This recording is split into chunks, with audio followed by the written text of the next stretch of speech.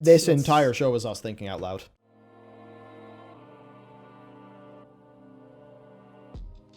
So we've got a question from Siege Thunders, who says, it's been so long since we've heard talents redone or a new talent tree beyond 60. Do you ever think they'll show up in a future expansion? That is an interesting question to me, because what they have done instead of that is they have... what they've done instead of that is just give us throwaway systems in every single expansion instead. A load of shite. Fair. Fair. Yeah. I mean...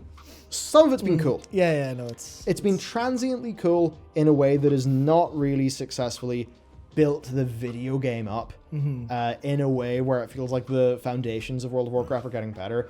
And I think what people liked when they see new talents and stuff coming in is they're like, oh, cool, I'm getting a new thing. It's additive. The foundations of my class are getting better. However, that's the player-facing thing. The developer-facing side is different. And there are real concerns. If you add a talent row every single expansion, and the expectation is you keep that talent row in 3 or 4 expansions, oh dear. For every single class, you now have, let's just say 3 times 3, so like, okay, so that's going to be... 3 times 3 is 9. Yeah, no, I'm trying to think of like the per spec per class and then for each expansion. Okay, but just think multiplicatively how many more abilities are being added to the game if we keep this going for multiple expansions, and how hard that will be to balance. Yeah, if you add 1 talent row and a final row, which is, a new ability, probably spec based, then that's instantly 36 times 3. That's instantly 100 and, 118. But then, 108, sorry. Then you got the issue where you expect that to be your cool capstone talent that's super powerful. Yeah. So now the next talent row has got to be another capstone talent that feels super powerful. Yep. So, I agree that like the throwaway systems are a humongous problem, and I also agree that it does not feel great what's going on right now with elements of our classes. But I also have got to admit that it's a very hard problem for Blizzard to solve in a game like this. I guess I would prefer, if we're going to do some tweaks, make them like Draenor perks. Make them like Draenor perks, or maybe the Legion artifact weapons, where, at least you kind of unlocked all your cool new important shit, and then that was that. And then if they wanted to make some tweaks to your kit, the next patch would give you a few more things. But they've just not been able to replicate the success of artifact weapons at all since. Yep. Yeah, so it's sad, but like I don't really see I don't see a resolution that actually feels really strong. They can't give you strong stuff, so the correct answer, as far as I see it, is they need to give you very small things that feel good. Yeah. And do enough shuffling so you're like, feels a bit new, doesn't feel drastically new, feels a bit new. You get some, you get your really super strong bonuses from your tier sets, but beyond that, it's like, it feels a bit new, have fun for a while, and then we'll swap you up a little bit next, but don't expect anything huge. I like that. And then like if you just get that plus not being fiddled around with all the time with a big new system that you've got to punch in the morning, punch out at night, to which in fairness I don't think they want to do as much anymore. No, they know that Azerite didn't work, and they were pretty aware of the issues of artifacts.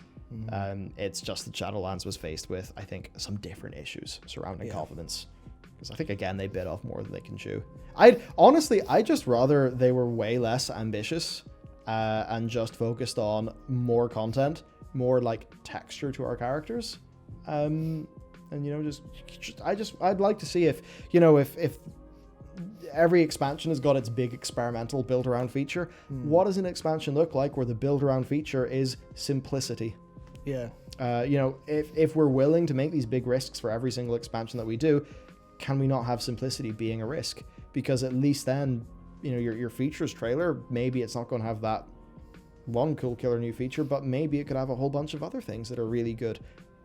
Maybe not groundbreaking, but not, just this build around thing that makes or breaks the whole X-Pack. Yeah, there's a thing that I'm thinking of in terms of how I tried to frame it internally, where instead of giving you something new that's like, hello, here's another, let's go to the Boy Scouts for an example, here's another badge for your thing, here's a little pin for your collection. Here's a distraction, here's a toy, that you're just going to go, this is fun, I'm bored, goodbye. That's what this stuff kind of feels like. It feels like distractions in a sense, or temporary toys.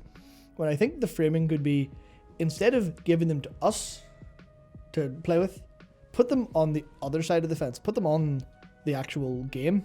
So we have new, unique things that feel expansion related to deal with, but keep us with a relatively static tool set and just give us new challenges. Which obviously that's a super lofty thing to say without having an example of what a new challenge would look like. But I think they could certainly get away with focusing on the fundamentals rather than the distractions and flashy bits and things like that. That's it. You know, I kind of want World of Warcraft back the porridge. Yeah. Give us some tasty porridge, please. Thank you. Yeah. So, interesting questions, and you know, great. Sort of thing. I think a lot of people see us talking about these things, and they sort of maybe take it as flaming or something. It's worth saying. You know, you're computer science. I did game dev design. Game dev. You were game dev the entire way. Yes. Okay. No, sorry. I was. Sorry, As well. I was comp sci for first year and then moved. Okay, right. So yeah, So I was game development, and then I shifted to computer science because I didn't want to do the master's program because I just wanted to get stuck in with the games company. Yes. You were game design for as long as you could. You know, I did a game startup. You know, you did a game startup. Yep. Like we love talking about game design stuff. Yeah.